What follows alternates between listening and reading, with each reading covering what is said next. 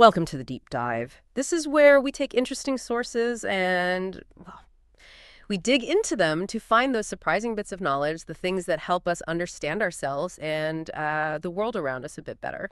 Today, we're diving into something pretty universal, I think, something that probably brings a little smile to your face when you think about it. The powerful impact of our very first emotional experiences. We're talking about the first crush.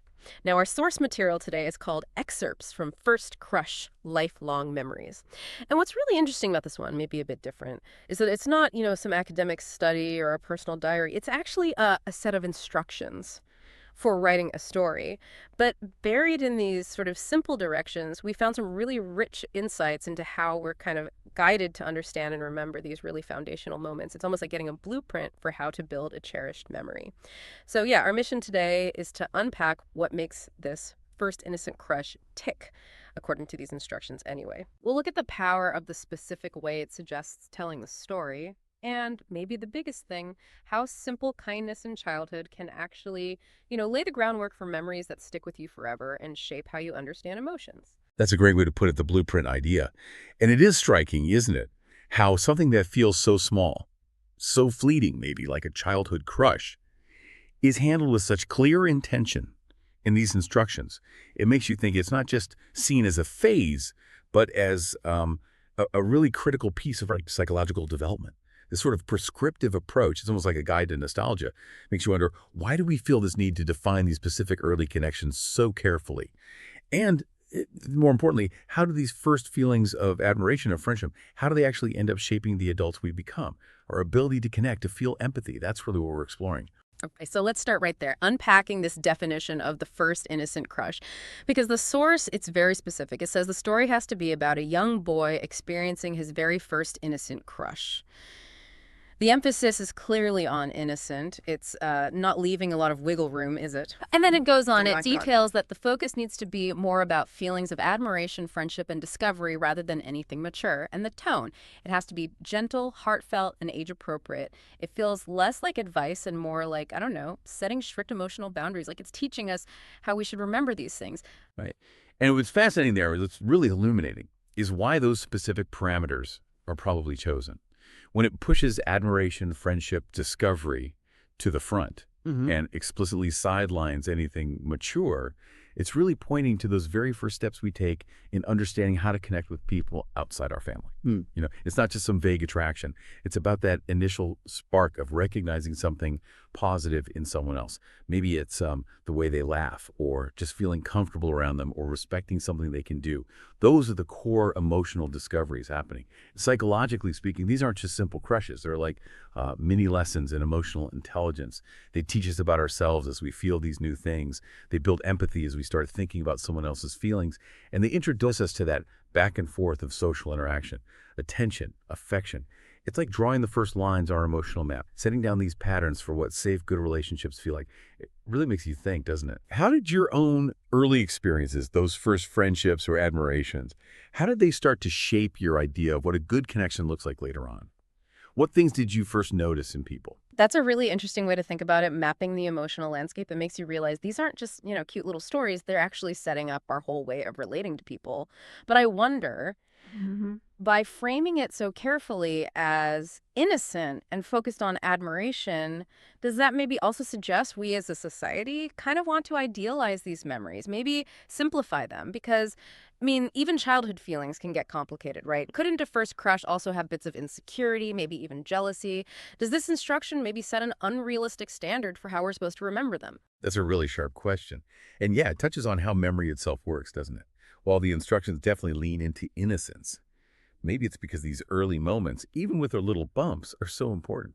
By asking for that gentle and heartfelt tone, the source isn't necessarily saying those other feelings don't exist. It might be more about guiding us to focus on the positive parts, the bits that help build us up emotionally in the long run. It's like constructing a memory narrative that serves a purpose, a positive one. Focusing on admiration and friendship helps cement the idea that, healthy connections are built on respect and shared happiness, not necessarily on possessiveness or drama. It's almost like instructions on how to frame the memory to get the most value out of it, like subtle emotional resilience training. Framing the memory for its most valuable lessons. I like that. Okay, so we've talked about what this crush is, why the specifics matter, but the source also tells us how to tell the story, how to preserve it. It says the story should be narrated in a warm podcast-style voice. Interesting they mentioned that. And feel like telling a cozy bedtime story with simple but vivid descriptions. So this isn't just about reporting facts, it's asking for a very particular feeling in the delivery, like a performance script for nostalgia almost. Why? Why this specific approach, warm, cozy, like a bedtime story, simple descriptions? Why is that chosen for something so, well, sensitive and formative? It really makes you think the way we tell these stories is maybe just as crucial as what happened. Oh, absolutely. If you think about how memory and emotion are linked, that bedtime story style is incredibly deliberate and psychologically really smart. Bedtime stories, what do they usually mean? Safety, right?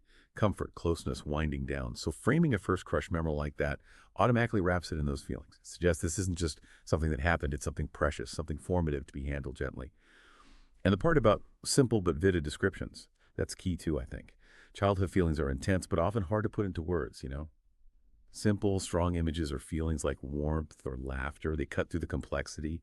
They tap right into those universal feelings of nostalgia without getting bogged down in analysis. So the narrative style itself helps cement these experiences as positive, valuable things we carry with us, almost like a filter, helping us remember the feeling more than maybe every awkward detail. Think about it for yourself. How does the way a story is told change how you feel about the memory? Doesn't a certain tone make something feel more cherished or maybe more intense? That makes so much sense. It's not just remembering, it's like re-feeling it through a specific lens. Mm. And it shows how easily our memories get shaped by the stories we tell ourselves about them. Which actually brings us to what feels like the core insight here. This is where it gets really interesting, I think. The instructions say the story should end with a hopeful note about how small moments of kindness can grow into lifelong memories. Notice that. It's not just about the crush, the excitement, or whatever. It zeroes in on kindness. Why do you think kindness gets highlighted as the thing that lasts? The big takeaway. Not the butterflies, not the awkwardness, but kindness. It feels like the source is pointing towards something much deeper than just remembering who you liked first. Well, that really does raise a huge question, doesn't it? He's right to the heart of what makes human connections stick, what makes it meaningful and lasting. The implication there is profound. It's saying that acts of kindness, even tiny ones in childhood, they work like emotional anchors. Why? Because they connect directly to our basic human needs. Feeling safe, feeling like we belong, feeling seen. These aren't just nice little things that happen. They're fundamental experiences. They teach us empathy, what compassion feels like, and that pure joy of connecting with someone in a positive way. You know, when a child experiences kindness, maybe someone shares something, says something nice, includes them, or just gives a warm smile, it often sets off positive things in the brain, like oxytocin release. That helps build bonds, trust, good feelings. So these moments get etched in pretty deep. They teach us giving and receiving care. They build our internal models, our attachment schemas, psychologists call them, about how relationships work. They shape what we expect later on. A small kindness back then. It's not just a memory. It's literally a building block for our ability to love, to trust, to bounce back throughout life. It's how we learn authentic connection.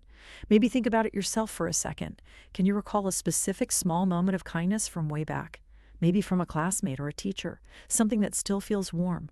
How might that little thing have subtly, maybe unconsciously influenced how you see relationships now, or even how you offer kindness yourself? Wow, that is incredibly powerful. Yeah.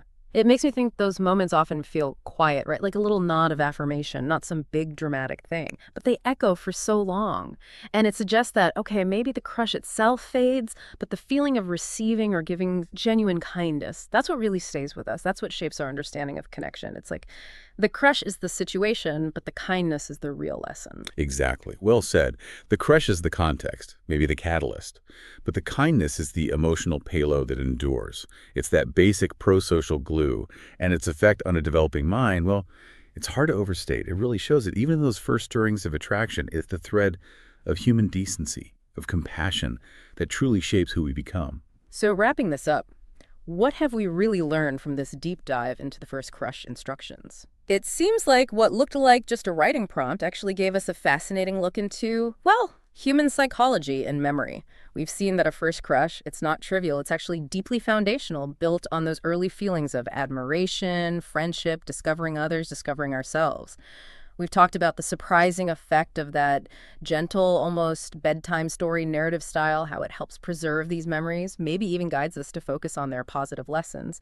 And maybe most importantly, we've really uncovered the lasting power of those small moments of kindness that often come with these early connections, how they become the true emotional anchors shaping us. Absolutely. These experiences, easy to dismiss as just kid stuff, right? They're actually crucial. They build our emotional vocabulary. They shape how we understand relationships, empathy, kindness. They lay the groundwork for how we connect throughout our lives, often in ways we don't even consciously recognize until we really stop and think about it, trace those threads back. Which leaves us with a final thought for you, something to mull over. Think about this. In what subtle ways, maybe ways you haven't even considered, do those small moments of kindness, the ones you received, or maybe the ones you gave, still echo in your life today? How do they shape your interactions, your view of the world? And maybe more importantly, how can recognizing just how powerful those small moments are encourage all of us to be more intentional about creating them? For others, sure, but also for the lasting positive memories they build within ourselves. Thanks for joining us on this deep dive. We hope it gave you maybe a new appreciation for those early, tender memories, and perhaps a fresh look at the quiet, enduring strength of kindness. We'll see you next time.